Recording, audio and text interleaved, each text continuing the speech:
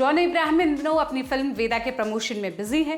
ऐसे ही एक प्रमोशन में जॉन ने बताया कि एक वक्त ऐसा भी था जब इंडस्ट्री से जुड़े लोग उन्हें नापसंद करते थे। जॉन ने कहा, लोग बेवजह बुराइयां करते हैं, उनके पास आपसे नफरत करने या आपको नापसंद करने की कोई वजह नहीं होती, मगर फिर भी वो आपकी बुराई करते हैं।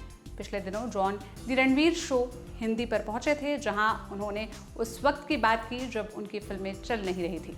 चैट शो कॉफी विद करण पर भी बात की। जब जॉन से पूछा गया कि क्या ऐसा वक्त भी था जब लोग उन्हें पसंद नहीं करते थे और उन्हें सफल होते हुए नहीं देख सकते थे, तो जॉन बोले, सिर्फ कॉफी विद करण ही नहीं बल्कि उस वक्त पर कई सारी फिल्म मैगजीन मेरे खिलाफ लिखती थी। मुझे याद है उस वक्त एक बहुत बड़ी फिल्म मैगजीन के बहुत बड़े एडिटर थे। उन्होंने एक एडिशन निकाला था जिसके कवर पेज पर मैं था। उस पर लिखा था, जॉन अब्राहम का करियर खत्म। उस वक्त सारे डायरेक्टर, एक्टर, डिस्ट्रीब्यूटर्स, प्रोड्यूसर सब से उन्होंने इंटरव्यू लिया और सब सहमत थे। जॉन ने आगे कहा, जिस एडिटर ने वो एडिशन निकाला था वो आज मेरा प्रोड्यूसर है। मैंने ये सवाल उससे कभी नहीं किया कि आपने ऐसा क्यों किया, बल्कि उन्होंने सामने से मुझे बताया कि मैं आपको सफल होते नहीं देखना चाहता था। मैंने पूछा क्यों, तो बोले बस ऐसे ही, उनके पास कोई वजह नहीं थी इसकी।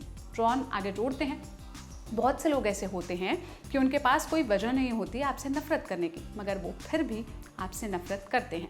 हो सकता है उनके घर में, उनकी पर्सनल लाइफ में चीज़ें ठीक नहीं चलती, इसलिए उनका ऐसा बर्ताव होता है।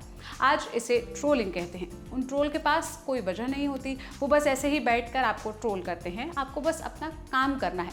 मैंने भी अपने काम पर फोकस किया। मैं खुद को घोड़ा समझता हूँ जो सिर्फ आगे देखता है। इसी इंटरव्यू में जॉन ने पिछले दिनों एक प्रेस कॉन्फ्रेंस में एक पत्रकार को कुछ नया लाइए वाले सवाल पर डांटा, उसे बेवकूफ़ बुलाया। जॉन ने कहा कि उस पत्रकार को इसी काम के लिए बैठाया ही गया था, इसलिए उन्होंने उसे वैसा ही जवाब दिया। खैर, जॉन की वेदा 15 अगस्त को रिलीज होने जा रही है। इसका क्लैश स्त्री 2 और खेल खेल में से हो रहा है। जॉन के इस बयान पर आप क्या राय रखते हैं, हमें कमेंट में बताइएगा। ये जानकारी मेरी साथी मेघना ने जुटाई थी। सिनेमा से जुड़े तमाम अपडेट्स लेने के लिए आप लैलेंड ऑफ सिनेमा पर आते रहिए। शुक्रिया।